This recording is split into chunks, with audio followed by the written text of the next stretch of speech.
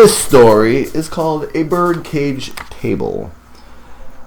I should have been dead years ago, you know. I had cancer and I was given 2 months to live after the operation. The women in my family have always been survivors. I'm just fine now, except that these legs don't work. During the winter, I have to stay in town, but come summer, I move to Sconset out there. I can sit in the front yard in my wheelchair and chat with everyone who goes by. I was born in 1911 in Irvington on the Hudson. My parents summered on Nantucket from time to time. I was tiny. We used to travel on the ferry from New Bedford. The trip took about 5.5 hours. My father would bring my sister and me up to meet the captain, which was thrilling, and then we'd go down and see the engine room, which I always found dreadfully boring. Father was fascinated by the giant wheels and chains and pipes. My sister and I fidgeted and perspired. It was boiling down there, and pulled on his hands to take us back to the stater room. Once we arrived, we weren't allowed to swim for 3 days. We had to get acclimated to the dangerous sea breezes before bathing. That was torturous after waiting all winter to go to the beach. Once summer got underway, my sister and I went to the jetties every morning. We had a bathhouse there for changing. Mornings, mind you, afternoons, the beach was reserved for the help. All the cooks and maids and housekeepers went down in the afternoon, and it was just understood that the families stayed home. It was quite a different world. My father bought our house on the north side of town when I was 4 years old. I'm trying to sell it now. It's a glorious 18th century home, but needs a great deal of work, and no one in the family can afford to keep it. Come on, please.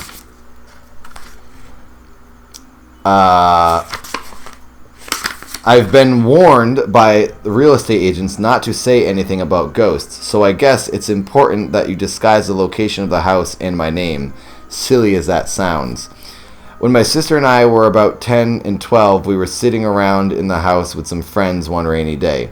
My grandmother was visiting, and she told us about tipping tables, which was a very popular Victorian pastime. The idea was that several persons would gather around the table and rest their fingers lightly on the surface. They would address a question to a spirit, and the spirit would communicate by causing the table to rap with one leg on the floor. Whoa.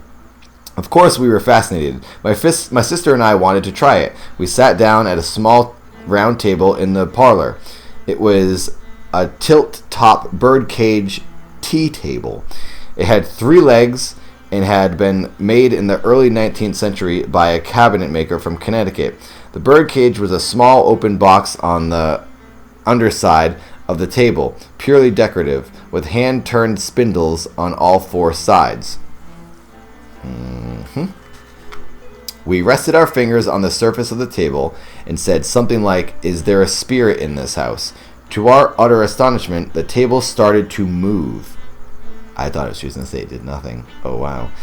It kind of rose up on one corner and started to rap on the floor.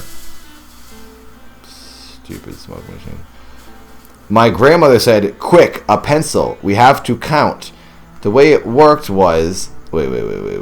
Oh, no, I skipped a part. No, I didn't. Oh, yeah, it started to move. It kind of rose up on one corner and started to rap on the floor. My grandmother said, "Quick, a pencil. We have to count." The way it worked was 1 rap stood for A, 2 for B, and so on. It took a long time to get a message down.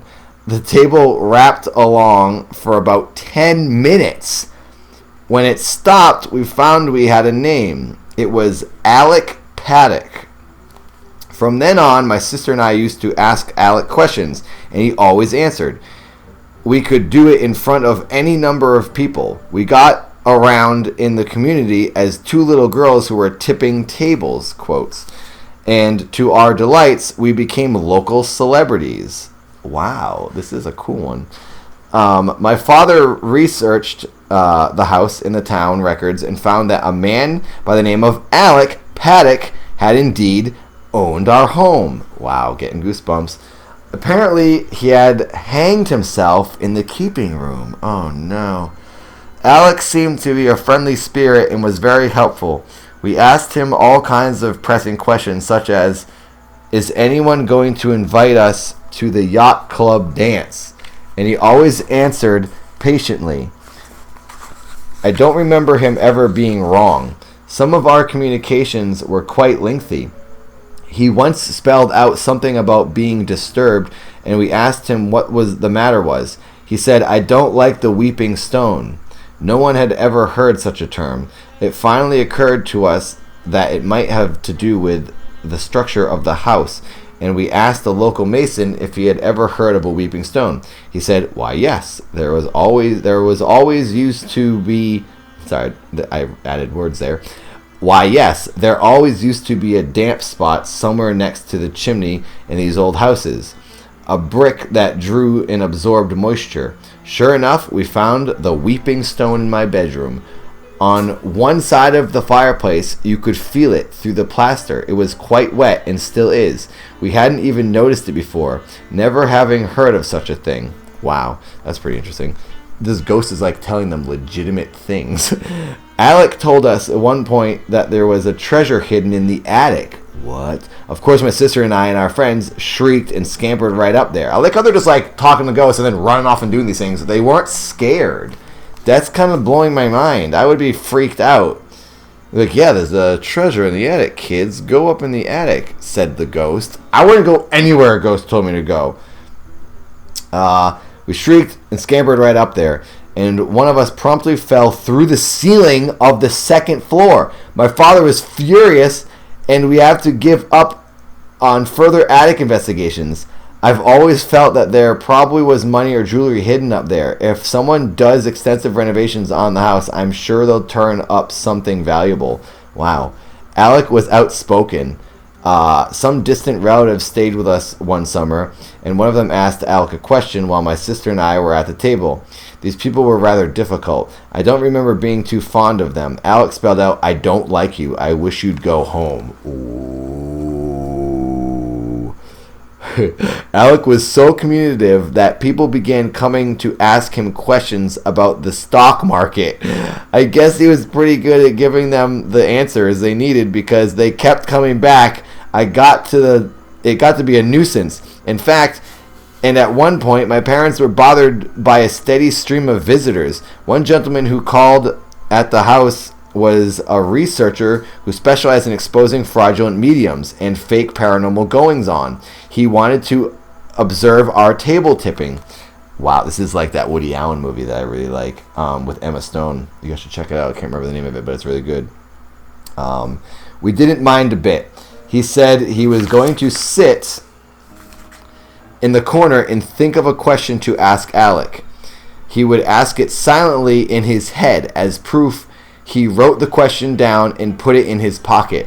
He sat down at the table. I have goosebumps. This is going to be freaky. I already know what's going to happen. He sat down at the table.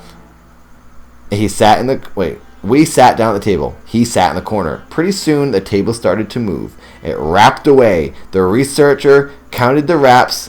When Alec was done, we had the message, Paralaches. My sister and I didn't know any French and wondered what this gobbledygook could mean. The researcher was dumbfounded. His question had been, where is my good friend buried in France? Dude, I have tears in my eyes right now. This is insane. I believe this one so much. I'm like crying. I don't know why. I don't know what's happening to me right now. What's going on? My nose is running. My eyes are watering. What's happening? Can you see this? This story is freaking me out. Oh my gosh, am I crying? Why am I crying? What's happening? I feel like a loser right now. Oh my gosh. I'm like so on edge, but so interested in this story. It's messing with my head. Oh my gosh. Dude, that means so much. That means this ghost who's in Nantucket is so connected with everything in the world. He knows where this person, he knows everything about everything. He knows that person is dead. That means this other dimension is so connected with everything. It's like you just get all the answers or something. it's making my mind open up and thinking all these thoughts. Okay, I gotta get back to the story. Sorry, everybody. The question he had asked had been, "Where is my good friend buried in France?" The answer was Père Lachaise Cemetery. The same man did another experiment with us that was quite startling. He had us put our fingers lightly under the edge of the table and try to lift it while he was sitting on top. Amazingly, the table rose right up in the air. I can remember the feeling of lifting that table, researcher and all, as if it were a piece of paper. Holy crap. This man included us in a book that came out sometime in the 30s. My sister and I continued the rapping all through our teens, and it was only when we got married and went our separate ways that the table sat still. When my daughter and I cleared out the house last year, we sold a lot of furniture. Raphael Osana, the auctioneer, got $4,000 for that little table. I never told him about Alec or the rapping. I'm sure the current owners would be surprised if they knew what the table used to do. Holy crap. That story is amazing. These stories have been off the chain. That's the phrase. A Birdcage Table is the name of that story from Nantucket Ghosts. Wow.